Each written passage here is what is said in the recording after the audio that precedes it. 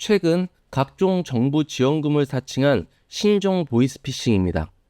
최근 한 시민은 통장을 확인하던 중 정부 긴급 지원금 입금 완료라는 문자를 받고 깜짝 놀랐습니다.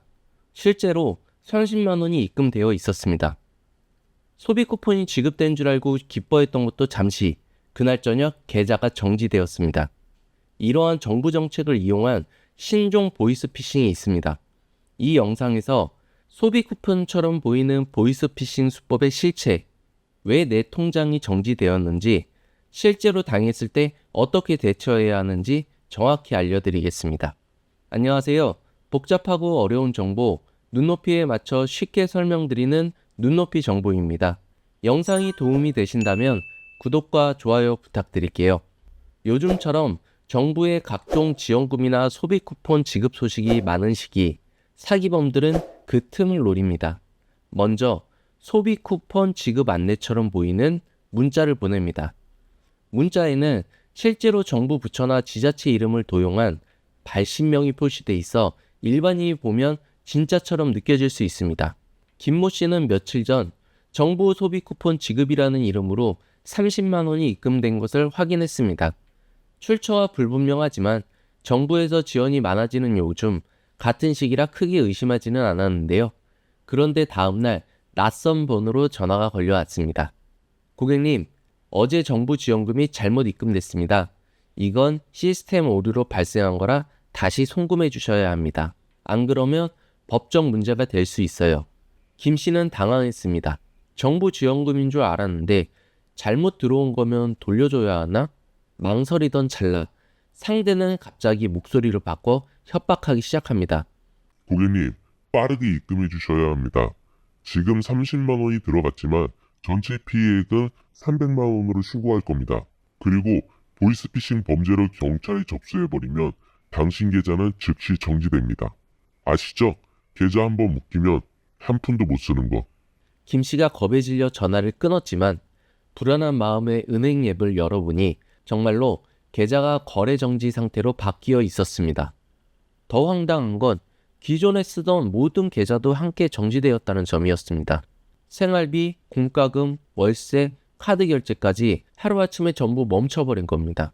문제는 이 계좌 동결로 인해 사업하시는 분들은 대금 결제를 못하게 되고 일반 사용자분들은 카드 연체까지 되어 한순간에 연체자가 되어버리는 겁니다. 사기범들은 돈을 돌려받는 게 목적이 아니었습니다. 통장을 인질로 협박해 더 큰 금액을 뜯어내는 것. 이게 이 수법의 핵심이었습니다. 정상적인 기관이라면 이런 식의 전화를 할 리가 없겠지만 이미 돈이 들어와 있는 상황이기 때문에 받는 사람 입장에서는 당황하거나 불안해지기 쉽습니다.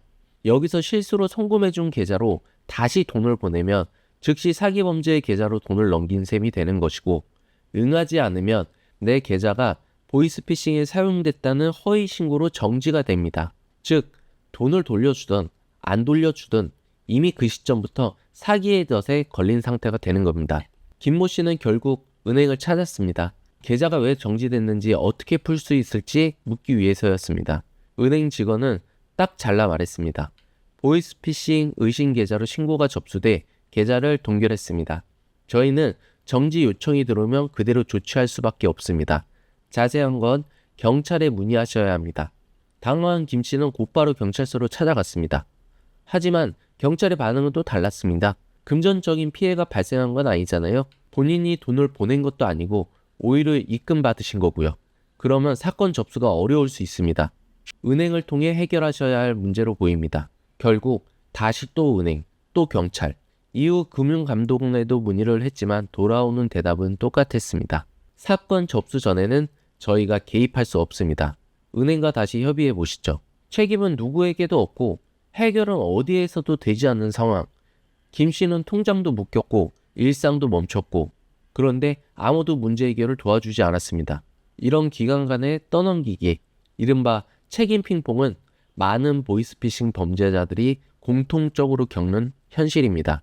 그 사이 피해자들은 생활고에 내몰리고 사기범은 전화를 끊고도 이미 원하는 걸 얻은 셈이 된 겁니다. 누구나 있을 수 있는 이런 상황, 초반 대응이 가장 중요합니다. 예전에는 기관들도 서로 떠넘기기에서 일반 사람이 대처하기가 힘들었는데요. 새로운 범죄가 급증함에 따라 정부에서도 각 기관에 빠른 대응 처리를 지시했습니다. 불편하고 번거로우시더라도 본인 스스로 각 기관에 강력하게 문제를 제기해야 사건이 신속하게 처리됩니다. 첫 번째는 해당 은행에 가셔서 입금 내역과 상황 설명 및 민원을 접수합니다. 그리고 사기에 연루된 것이 아니라 피해자라는 점을 강조하며 계좌 동결 해제에 대한 요청도 반드시 해야 합니다. 두 번째는 금융감독원 홈페이지나 고객센터로 신고도 같이 하셔야 합니다. 민원 내용에 입금 내역, 사기범 통화 내용, 계좌 정지된 피해 상황을 명확히 설명하시고 마지막으로 경찰서도 직접 방문하셔서 녹취 및 입금 내역 등 모든 자료를 제출하시고 추후 문의가 가능하도록 사건 번호를 꼭 받아 놓으셔야 합니다. 그런데 많은 사람들이 핸드폰의 자동 통화 녹음 기능을 사용하지 않는데요. 설정법은 간단합니다. 지금이라도 해놓으시면 꼭 보이스피싱 관련이 아니더라도 여러 분쟁의 소지가 있을 때 유용하게 사용이 가능하니 평소에도 꼭 이 설정을 켜놓으세요. 일단 휴대폰에서 통화하기를 실행하신 후 우측 상단에 점 3개를 클릭합니다. 맨 아래 설정으로 가시고 통화 녹음이란 탭을 클릭하신 후 통화 자동 녹음을 활성화해 주시면 됩니다. 그리고 통화된 녹음은 아래 녹음한 통화 메뉴에서 다시 듣기가 가능하니 아직 안 해놓으신 분들은 꼭 미리미리 설정해 놓으시길 바랍니다. 이 사기 수법은 단순한 전화 사기가 아닙니다. 내 통장을 미끼로 내 삶 전체를 흔드는 신종 금융 범죄입니다.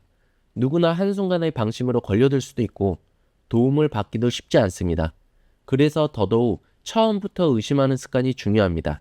모르는 입금, 출처 불명의 메시지, 정부 지원금처럼 보이는 문자까지도 항상 의심이 먼저여야 합니다.